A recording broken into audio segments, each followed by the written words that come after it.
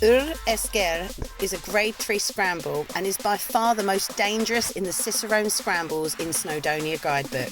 The book description even suggests avoidance, and yet there it lies, nestled in a book, waiting for completeness.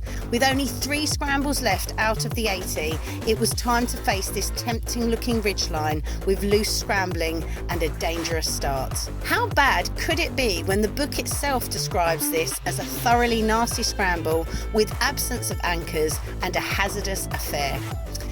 At one point, it even advises only those experienced in dangerous terrain should attempt, and even then, it would be best not to bother. So that's the bleak picture that I rose to one morning with the actuality in attempting this ascent looming. Even on a good weather day, I couldn't quite shake the anxiety, and rightly so. With loose rock and a gnarly first pitch, it's surprising that all in all, it was a rather uneventful trip.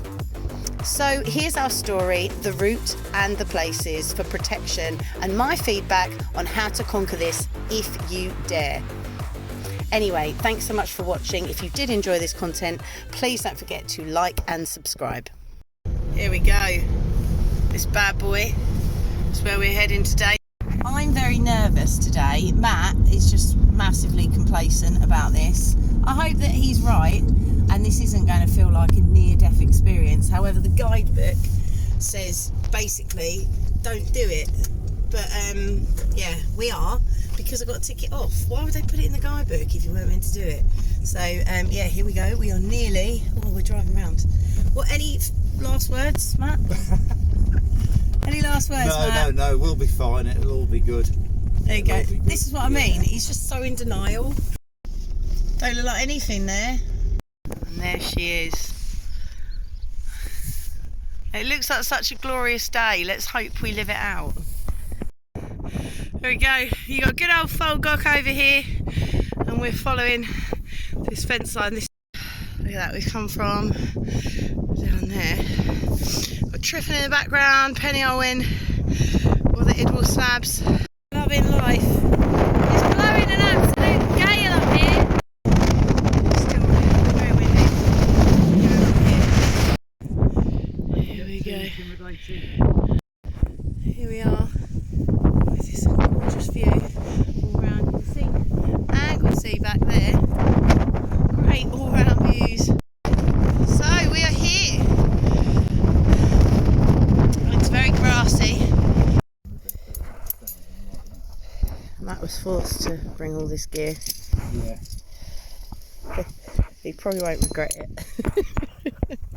Here's your exciting ice spike. What's it called again? The warthog, which was renamed the warthog. So I've requested me lay me up this because this looks just treacherous. It does look really scary actually, because there's a slant like this, and then you just got this massive gully, which I'll video at some point. So this is Matt leading up the first pitch. I have a very stable anchor. We used a sling around a rock. That was really positive.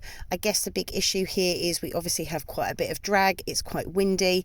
It takes a long while before we get a gear placement in, and really that was only to hold the rope in place. However, you will see in this video that it does eventually come out.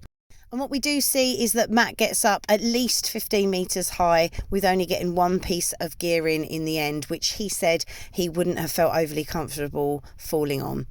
In the entirety of this pitch, we only got 2 pieces of protection in. I would highly not recommend doing this in any element of damp or wet. And even on a dry day, it really did come with its risks. But thankfully, we both made it with very little drama. The second pitch is after a big grassy verge. The guidebook says you can use a 50 metre. We used a 60 metre rope to get on the other end of that grassy verge, and Matt was able to make himself safe so that he could belay me afterwards. So that looked absolutely terrifying. I'm going to be honest, I'm so glad I didn't have to lead that. He does E1s and stuff, and I've not seen, when we did the VS, he didn't look as nervous. I was only looking at his back, but he looked nervous. So yeah, I said I really want a good anchor here because it looks horrific, in all honesty. How this is a grade 3 scramble, I had no idea, but yeah, it did an amazing job getting up. I've only got a tiny bit of rope. He's done so well, he's found me a nice little like cove to sit in so I'm not cold. So yeah, oh my god, I have to go up it soon, I'm so nervous. So I'm not sure how much I videoed of him doing this, but yeah, this is the line, this is the treacherous line I'm about to go up. So, this is the gully, you can afford it. Just only done the first little pitch, was just belaying there. And this is the second pitch, a few climbing moves here, so I would recommend a rope. Another little tricky bit, not as hard as the first bit. The ridge line's pretty impressive as well. It is. Wasn't as impressive when we were on it. What's your feedback so far, Matt? Yeah, it's an eye-catching line. First pitch. What did you think of that first pitch? Yeah, it was grassy. Yeah, it was grassy. Wow. It's fantastic. Landscape. We made it! Look at these views. Yeah. So, me and Matt have made it to the top. How do you say it in Welsh? Of Yr Esgair. Yes. That one. Yeah, it was grassy. I would never recommend that in any kind of level of dampness. But we did it. It wasn't that bad, was it? No. It wasn't terrifying because I wasn't leading it.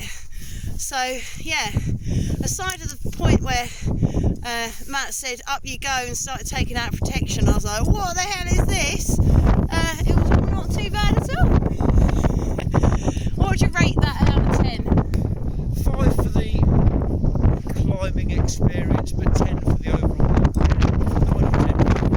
Adventure. It's a good day out. Yeah. It is a good day out actually. It's a good day out. I agree. And the views, if you go on a sunny day, are like, you can see Anglesey and you can see all of Triffin and all of those mountains. Just, yeah, beautiful. I'm so chuffed to tick that off my book. Never thought it'd happen, so thank you very much, Matt. Oh, absolutely.